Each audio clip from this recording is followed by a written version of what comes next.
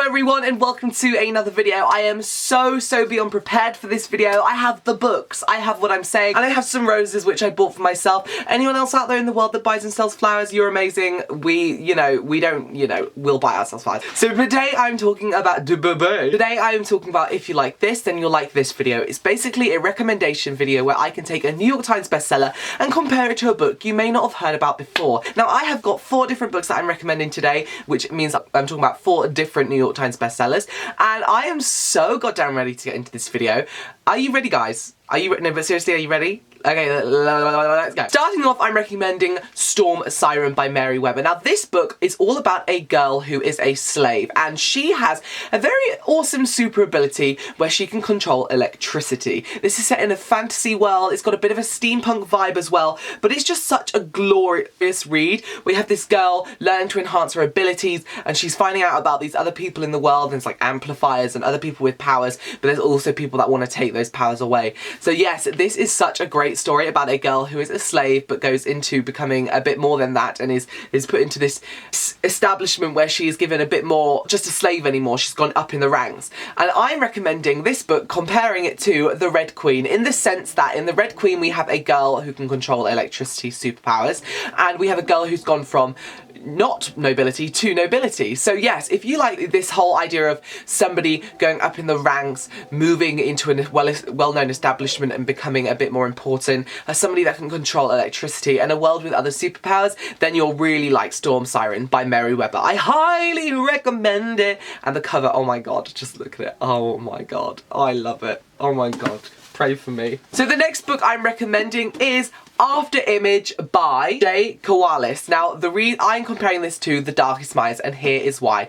This book is about a girl who is locked up in this government hold in a cell, and she has visions of the future, and they basically use her to control everybody in this kind of post-apocalyptic world after World War III.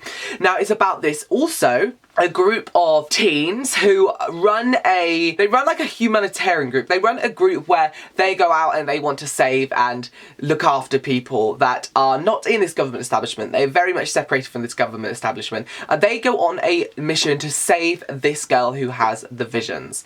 Now, I'm comparing it to The Darkest Minds in the fact that it's got this very much futuristic feel, very apocalyptic feel. It has people with superpowers in. I know the second series is called Incender, and it's about a girl who can control heat and fire, I believe, and that's just come out.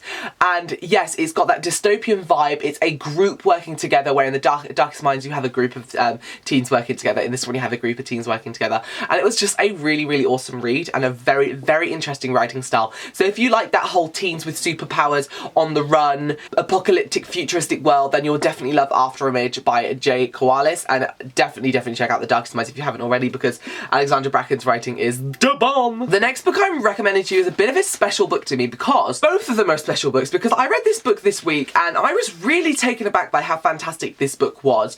And then I was doing some research on the author, and I believe the author is very young, and I think this is awesome. So here we go. I am recommending to you Keeper of Knowledge by Kiefer Duncan, and I'm comparing it to Beautiful Creatures. So Kiefer Duncan, this is about a boy who wants to go to college, but he's been accepted but on a clause, and that clause is he has to get some community service of some kind. So he decides to go and work in the library. Now when he goes to the library, there's this weird old lady that runs it, and he's like, oh god, she's a creep.